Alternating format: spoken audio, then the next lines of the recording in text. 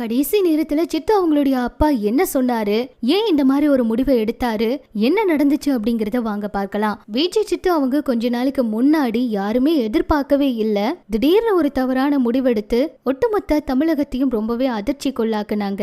கஷ்டப்பட்டு முன்னுக்கு வந்த இவங்கெல்லாம் இப்படி ஒரு முடிவு எடுத்தது அப்படின்னு அதிர்ச்சி ஆகிற வகையில தான் இருந்துச்சு. ஏன்னா ரொம்ப தைரியமா எல்லா இடங்கள்லயுமே பேசுவாங்க.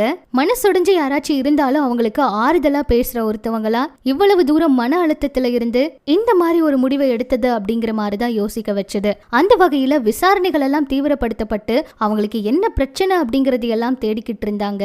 சொல்ல போனா இந்த வழக்குல வேற ஏதாச்சும் காரணம் இருக்கா, வேற ஏதாவது பிரச்சனை இருக்கா அப்படின்னு சொல்லி விசாரிச்சாங்க. ஆனா வழக்கு விஜய் சித்து அவங்க தான் இப்படி ஒரு முடிவை எடுத்தாங்க, இதுக்கு யாரும் காரணம் இல்ல அப்படிங்கிற மாதிரி தீர்ப்பு கொடுத்து முடிச்சுட்டாங்க. இதுல சித்து அவங்களுடைய குடும்பமும் மேல்முறையீடெல்லாம் பண்ணி போராடிக்கிட்டே தான் இருந்தாங்க. கொஞ்ச நாளாவே மகளை நினைச்சு அவங்களுடைய அப்பாவும் ரொம்ப உடஞ்சு போய் அவங்களோட ஞாபகத்திலே இருந்திருக்காங்க.